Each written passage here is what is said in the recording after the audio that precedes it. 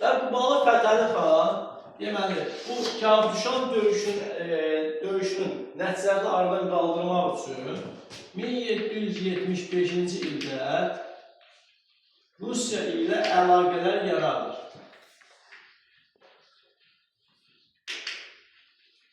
İkinci Yekaterina ilə buna yardım edir və adam Kağızuşan döyüşündə itirilmiş əraziləri yenidən özünə qaytarır.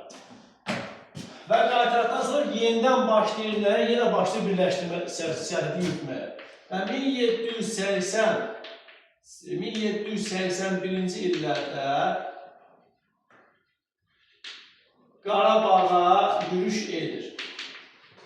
Yürüş etməmişdən qabaq, ora öz yeznəsi Məlik Məhəmmədi göndərmişdi ki, get İbrahim Xəlil xan'a deyilən ki, bizə tabi olsun. İbrahim Xəlil xan da Məlik Məhəmməd atmışdı zindana. Sonra bu hərbi qüvvə ilə gedir ora, Qarabağın üzərinə.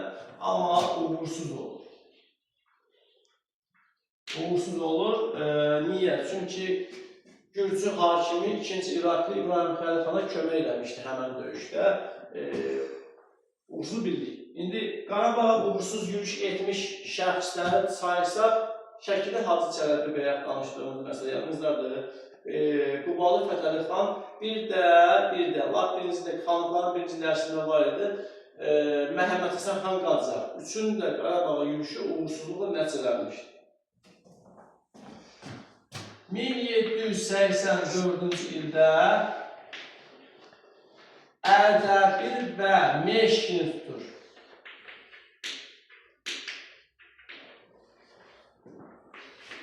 Ancaq tərk edir oranı. Ruslar çünki buna qarşı. Niyə? Çünki Rusiya sonra Gürcü hakimləri, bəzi Azərbaycan xanları bunlar razılıqlarını bildirirlər və bu da oranı tərk eləməyə olur. 1785-ci ildə Şəki və Lənkəran xanlıqlarını birləşdirir.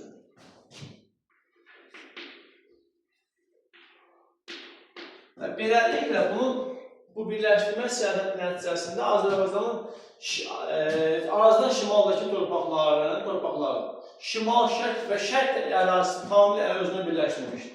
Yəni, şimal xanlıqlarının hansı xanlıqları qalmışdır ki, oranı özünə birləşdirməyə? Qarabağ, Gəncə, İrəvan, Naxçıvan. Gördünüz?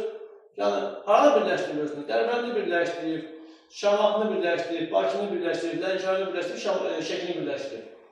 Cavad da birləşdirib. Amma ömür vəfa eləmir, 1789-cu ildə Qubalı Fətəli xan ölür və daha sonra, deməli, ondan sonra gələnlər də Əhməd xan və Şeyxəli xan. Bunlar, deməli, bunların dövründə xanlıq zəifləyir və Qubalı Fətəli xanın birləşdirdiyi ərazilər, xanlıqlar yenidən müstəqilləşirlər. Şeyxəli xanın dövründə 1796-da Zubov buranı tutur, Rus.